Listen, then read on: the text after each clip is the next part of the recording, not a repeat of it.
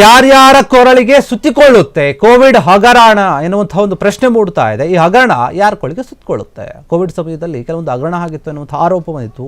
ಅದಕ್ಕೆ ಸಂಬಂಧಪಟ್ಟ ಹಾಗೆ ಹೆಣಗಳ ಮೇಲೆ ದುಡ್ಡು ಮಾಡಿದವರಿಗೆ ಕೊನೆಗೂ ಕೂಡ ಶಿಕ್ಷೆ ಆಗುತ್ತಾ? ಹಾಗಾದ್ರೆ ಯಾರ್ಯಾರು ಭಾಗಿಯಾಗಿದ್ರು, ಏನು ಅಕ್ರಮ ಮಾಡಿದ್ರು ಅವ್ರಿಗೆ ಶಿಕ್ಷೆ ಆಗುತ್ತಾ ನ್ಯಾಯಾಲಯದ ರೀತಿಯಲ್ಲಿ? ನ್ಯಾಯಮೂರ್ತಿ ಆಗಿರುವಂತಹ ಕುನ್ಹಾ ಅವರ ಒಂದು ಅಂತಿಮ ತನಿಖಾ ವರದಿ ರಾಜ್ಯ ಸರ್ಕಾರಕ್ಕೆ ಸಲ್ಲಿಕೆ ಆಗ್ತಿದೆ. ರಾಜ್ಯ ಸರ್ಕಾರದ ಅಂಗಳದಲ್ಲಿ ಕೋವಿಡ್ ಭ್ರಷ್ಟರ ಚೆಂಡು ಬಂದು ಬಿದ್ದಿದೆ. ಈಗ ವೈದ್ಯಕೀಯ ಉಪಕರಣಗಳ ಖರೀದಿಯಲ್ಲಿ ನಡೆದಿದೆ ಎನ್ನಲಾದಂತಹ ಒಂದು ಅಕ್ರಮ ಏನಿತ್ತು, ಆ ಒಂದು ಅಕ್ರಮಕ್ಕೆ ಸಂಬಂಧಪಟ್ಟ ಹಾಗೆ ಸಾಕಷ್ಟು ತನಿಖೆ ಆಗಿತ್ತು. ತನಿಖೆ ಆಗಿ ವರದಿ ಕೂಡ ಸಲ್ಲಿಕೆ ಆಗಿದೆ ಸರ್ಕಾರಕ್ಕೆ. ಅವರಿಗೆ ನಿಜವಾಗ್ಲೂ ಕೂಡ ಶಿಕ್ಷೆ ಆಗುತ್ತಾ? ಹಾಗಾದ್ರೆ ಹಗರಣದ ರಿಪೋರ್ಟ್ ಬಿಡುಗಡೆಗೊಳಿಸಿದೆ. ಭ್ರಷ್ಟರಿಗೆ ಶಿಕ್ಷೆಯನ್ನು ಕೊಡಿಸುತ್ತಾ ಸರ್ಕಾರ? ಬಿಡುಗಡೆಗೊಳಿಸಿ ಈಗ ಮತ್ತೆ ಅವರಿಗೆ ಶಿಕ್ಷೆ ಕೊಡಿಸಬೇಕು. ಯಾಕಂದರೆ ಅದರಲ್ಲಿ ಸಾಕಷ್ಟು ಕೋಟಿ ರೂಪಾಯಿಯ ಒಂದು ಅಕ್ರಮ ಆಗಿದೆ, ಹಣಗಳನ್ನು ನುಂಗಿದ್ದಾರೆ ಎನ್ನುವಂಥ ಆರೋಪ ಇತ್ತು. ಹೀಗಾಗಿ ಅದಕ್ಕೆ ಸಂಬಂಧಪಟ್ಟಾಗೆ ಅಂತಿಮ ತನಿಖಾ ವರದಿ ಸರ್ಕಾರದ ಮುಖ್ಯ ಕಾರ್ಯದರ್ಶಿಗೆ ಹಸ್ತಾಂತರವನ್ನು ಮಾಡಿದ್ದಾರೆ ಕುನ್ಹಾ ಅವರು. ಕೋವಿಡ್-19 ವೇಳೆ ಆರೋಗ್ಯ ಇಲಾಖೆ, ವೈದ್ಯಕೀಯ ಶಿಕ್ಷಣ ಇಲಾಖೆಯಲ್ಲಿ ಅಕ್ರಮ ಆಗಿತ್ತು ಎನ್ನುವಂಥ ವಿಚಾರ ಕೇಳಿಬಂದಿತ್ತು.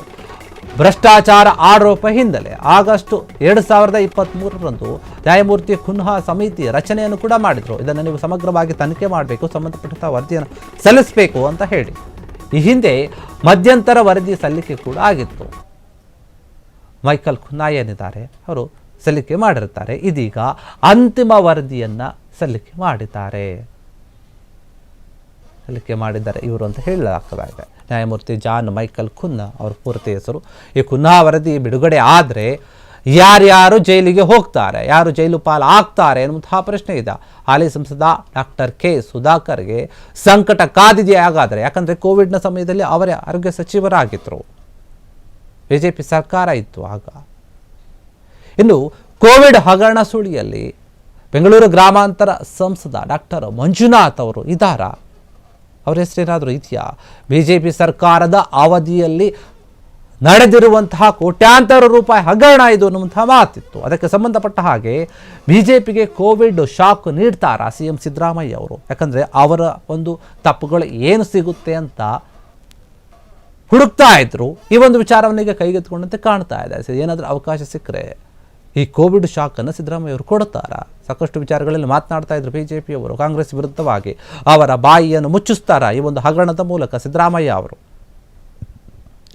ಕೋವಿಡ್ ಹಗರಣದಲ್ಲಿ ಯಾರ್ಯಾರು ತೊಡಗಿದ್ರಲ್ಲ ಆ ತಪ್ಪಿತಸ್ಥರಿಗೆ, ಯಾರು ತಪ್ಪು ಮಾಡಿದವರಿಗೆ ಶಿಕ್ಷೆ ನಿಶ್ಚಿತ ಆಗುತ್ತಾ, ನಿಶ್ಚಯನ ಅನ್ನುವಂತಹ ಪ್ರಶ್ನೆ ಇದೆ. ಹಾಗಾದ್ರೆ ನೋಡಿ, ಕಾಂಗ್ರೆಸ್, ಬಿಜೆಪಿ, JDS ಇವರ ಮೂವರು ಕೂಡ ಏನಾದರೂ ಒಂದು ತಪ್ಪು ಸಿಗಲಿ ಅಂತ ಹುಡುಕ್ತಾ ಇರ್ತಾರೆ. ತಪ್ಪು ಸಿಕ್ಕಾಗ ಅದ್ರ ಬಗ್ಗೆ ಮಾತನಾಡ್ತಾರೆ, ಪ್ರಶ್ನೆ ಮಾಡ್ತಾರೆ, ನಾವೇನೂ ಮಾಡಿಲ್ಲ ಅನ್ನೋಂಥ ರೀತಿಯಲ್ಲಿ. ಈಗ ಬಿಜೆಪಿಯ ಕೊರಳಿಗೆ ಈ ಒಂದು ಕೋವಿಡ್-19 ಹಗರಣ ಸುತ್ತಿಕೊಳ್ಳುತ್ತಾ ಇದೆ. ಅದರಲ್ಲಿ ಯಾರ್ಯಾರು ಶಾಮೀಲಾಗಿದ್ರು, ವೈದ್ಯಕೀಯ ಉಪಕರಣಗಳನ್ನು ನಾವು ತೆಗೆದುಕೊಂಡಿದ್ದೀವಿ ಅಂತ ಹೇಳಿ ಸುಳ್ಳು ಹೇಳಿ ಆ ಒಂದು ಹಣವನ್ನು ಲಪಟಾಯಿಸಿದ್ರು.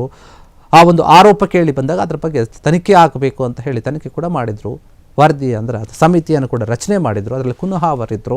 ಅವರು ಎಲ್ಲ ಒಂದು ವರದಿಯನ್ನು ಸಲ್ಲಿಸಿದ್ದಾರೆ. ಮಧ್ಯಂತರ ವರದಿ ಸಲ್ಲಿಸಿದ ನಂತರ ಈಗ ಅಂತಿಮ ವರದಿಯನ್ನು ಸಲ್ಲಿಸಿದ್ದಾರೆ ಸರ್ಕಾರಕ್ಕೆ. ಸರ್ಕಾರ ಇದರ ಬಗ್ಗೆ ಏನು ನಿರ್ಧಾರವನ್ನು ತೆಗೆದುಕೊಳ್ಳುತ್ತೆ? ಸಿದ್ದರಾಮಯ್ಯ ಅವರು ಏನು ಯೋಚನೆ ಮಾಡ್ತಾರೆ? ಕೋವಿಡ್ ಹಗರಣಕ್ಕೆ ಸಂಬಂಧಪಟ್ಟ ಹಾಗೆ ಸುಧಾಕರ್ ಅವರಿಗೆ ಸಂಕಷ್ಟ ಏನಾದರೂ ಎದುರಾಗುತ್ತಾ? ಮಂಜುನಾಥ್ ಅವರಿಗೆ ಎದುರಾಗುತ್ತಾ? ಬೇರೆ ಬೇರೆ ಯಾರಿದ್ದಾರೆ? ಸಾಕಷ್ಟು ಜನರ ಹೆಸರು ಕೇಳಿ ಬಂದಿತ್ತು. ಇದಕ್ಕೆ ಸಂಬಂಧಪಟ್ಟಾಗೆ ಆ ವರದಿಯಲ್ಲಿ ಯಾರ ಹೆಸರಿದೆ, ಅವರಿಗೆ ಏನು ಶಿಕ್ಷೆ ಆಗುತ್ತೆ, ಕಾನೂನು ರೀತಿಯಲ್ಲಿ ಯಾವ ಕ್ರಮವನ್ನು ತೆಗೆದುಕೊಳ್ತಾರೆ ಸಿಎಂ ಸಿದ್ದರಾಮಯ್ಯ ಅವರು? ಇದೆಲ್ಲ ಪ್ರಶ್ನೆಯಾಗಿ ಉಳಿದಿದೆ. ಆ ವರದಿಯಲ್ಲಿ ಏನಿದೆ, ಹೆಂಗಿದೆ, ಅವರೇನು ಕುನ್ಹಾ ಅವರು ಏನು ಸಂಕ್ಷಿಪ್ತವಾಗಿ ಸಲ್ಲಿಸಿರುವಂತಹ ವರದಿ ಏನಿದೆ ಅದನ್ನು ನೋಡಿ ಏನು ಇತ್ಯರ್ಥ ಮಾಡ್ತಾರೆ. ಬಹಿರಂಗವಾಗಿ ಸಿದ್ದರಾಮಯ್ಯ ಅವರು ಏನು ಹೇಳಿಕೆಯನ್ನು ಕೊಡುತ್ತಾರೆ. ಹೀಗಾಗಿ ಈ ಒಂದು ಕೋವಿಡ್ ಹಗರಣ ಏನಿದೆ ಇದು ದೊಡ್ಡ ಮಟ್ಟದಲ್ಲಿ ಆಗ ಚರ್ಚೆ ಆಗಿತ್ತು. ಈಗ ಅಂತಿಮವಾಗಿ ಅದರ ವರದಿ ಬಂದಿದೆ, ಸಲ್ಲಿಕೆ ಆಗಿದೆ. ಹೀಗಾಗಿ ಈ ಒಂದು ವಿಚಾರಕ್ಕೆ ಸಂಬಂಧಪಟ್ಟ ಹಾಗೆ ಸಿಎಂ ಸಿದ್ದರಾಮಯ್ಯರ ನಡೆ ಏನು ಅನ್ನುವಂಥದ್ದು ಎಲ್ಲರೂ ಕೂಡ ಕಾಯ್ತಾ ಇದ್ದಾರೆ.